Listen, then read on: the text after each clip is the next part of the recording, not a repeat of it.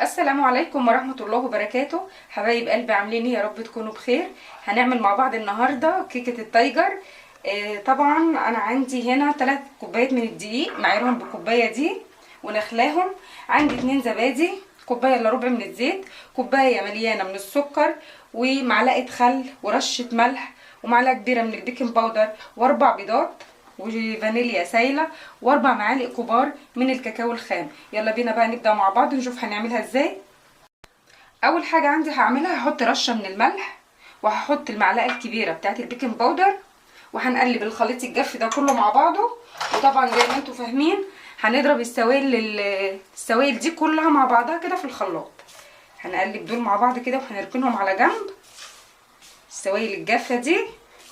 وهاخد السوائل بتاعتي هحطها كلها في الخلاط وهضربهم مع بعض وارجع لكم تاني. بعد ما ضربنا المكونات السائله بتاعتي هننزل بيها واحده واحده هنا على الدقيق. بسم الله الرحمن الرحيم.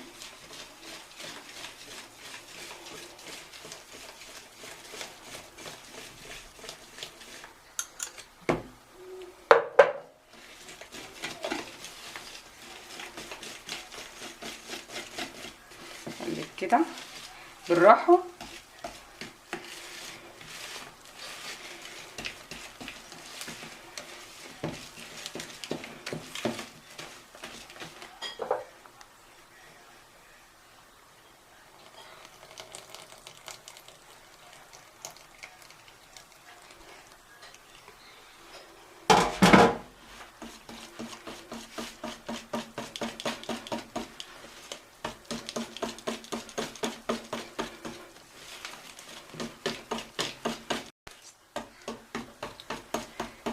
كده قوامها حلو معايا، مظبوط معايا.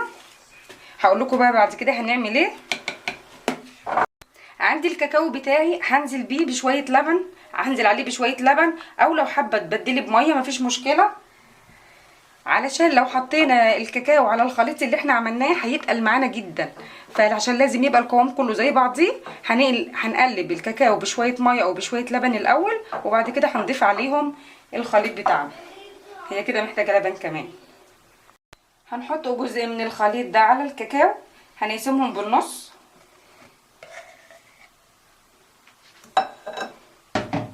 وهنقلبهم كده مع بعض.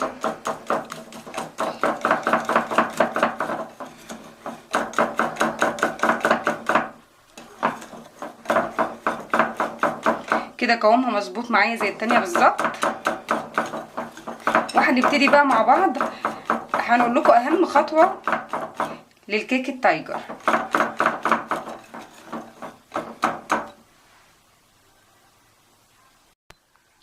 عندي الصينيه بتاعتي جاهزه، انا مجهزاها دهنتها بالزيت وعملتها بالدقيق.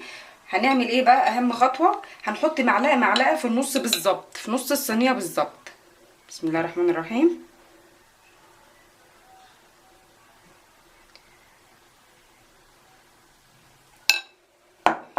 اهم حاجه كل معلقه تبقى فوق التانية.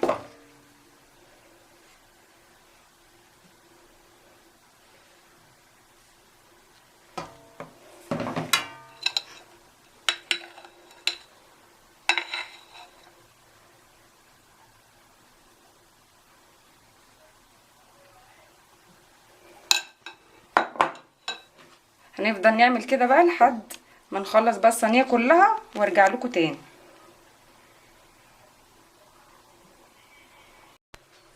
بعد ما خلصنا الكيك بتاعنا كله كده بالشكل ده، لو عندك خله سنان بقى او عود من بتاع الشيش طاووق هنعملها كده بالشكل ده. بسم الله الرحمن الرحيم.